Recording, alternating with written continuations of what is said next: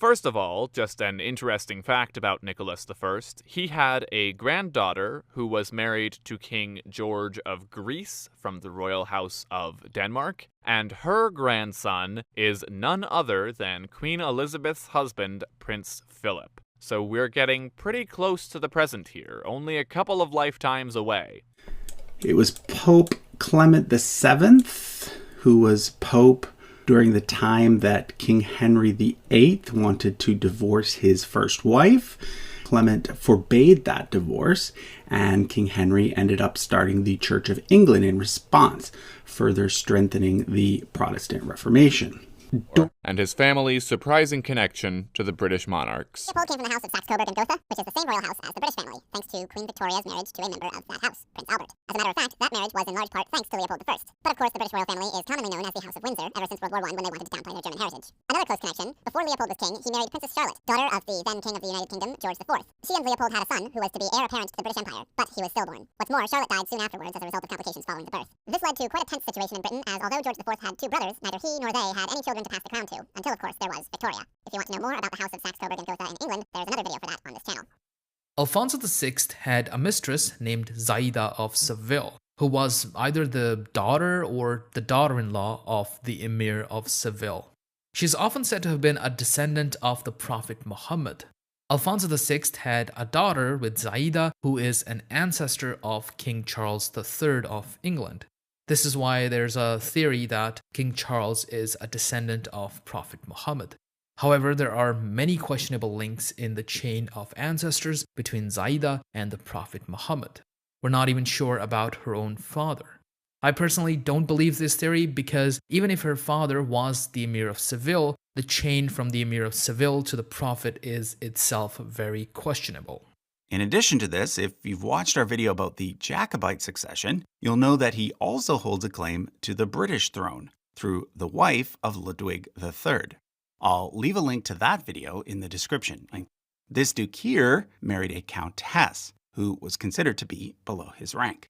Their son Francis was given the title Duke of Teck, and Francis's daughter was Mary of Teck, Queen Consort of the United Kingdom and the paternal grandmother of Queen Elizabeth II. It was her former crown that Queen Camilla was recently crowned with. So, for example, the current heir to the title Grand Duke of Baden is Bernard, who happens to be the first cousin once removed of King Charles III, his paternal grandmother having been the sister of Prince Philip. Now, John William Frizeau is mostly known among those interested in royal genealogy because up until last year, he was the most recent common ancestor of every current European monarch. Here's a chart made by a fan, which shows his connection to 10 current monarchies. However, since the death of Queen Elizabeth II, there's actually a new, most recent common ancestor, and that is Louis IX, the Landgrave of Hesse-Darmstadt. This chart was also made by a fan and can be found over on the Useful Charts subreddit. And was among the many monarchs and former monarchs who attended Queen Elizabeth's funeral last year. And his brother Alexander, because he married below his rank, became the progenitor of a new house called the House of Battenberg, which in the UK became known as the House of Mountbatten.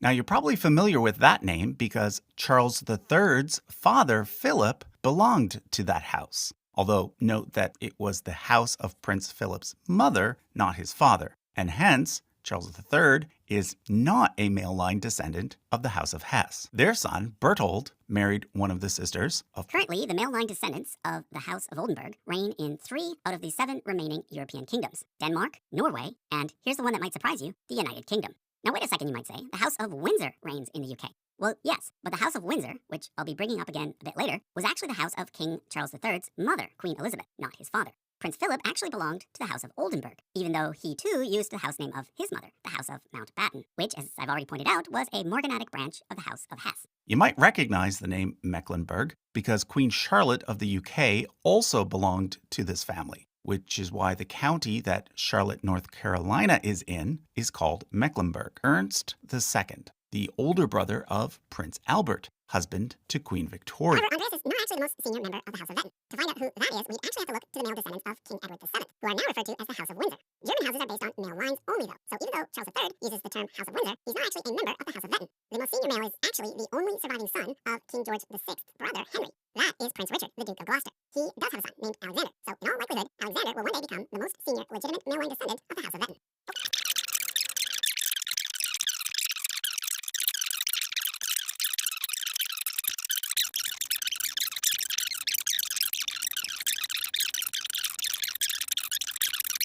The eldest son, Ernest II, died childless, and therefore the line passed through the second son, Albert, who, drumroll please, married Queen Victoria of the United Kingdom. This means that their eldest son means that currently the most senior heir of Charlemagne today is none other than Queen Elizabeth II.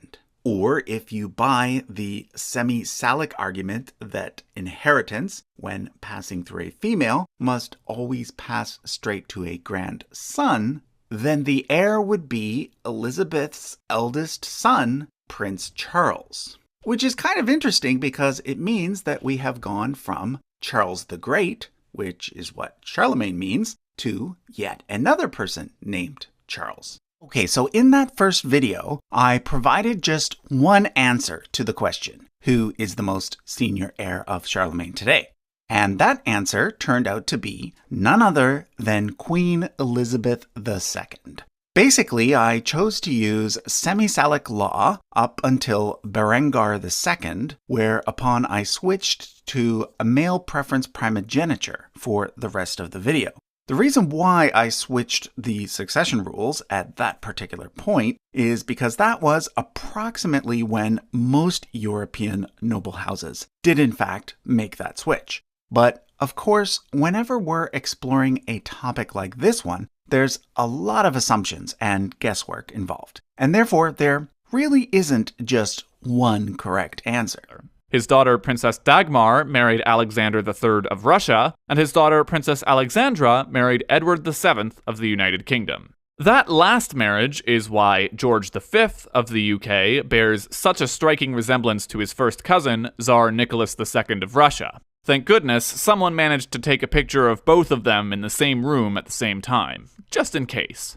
A descendant of King George I of Greece will someday, but hopefully not too soon, sit on a throne once again. That's because Prince Philip, the husband to Elizabeth II, is a direct descendant of his, making all of their children officially members of the House of Oldenburg. That said, Queen Elizabeth has expressed she'd like for any of her successors to keep the name Windsor, be they men or women, which to me seems entirely sensible, since whomever your father is, if you're part of the royal family, that's probably going to be the side most people associate you with.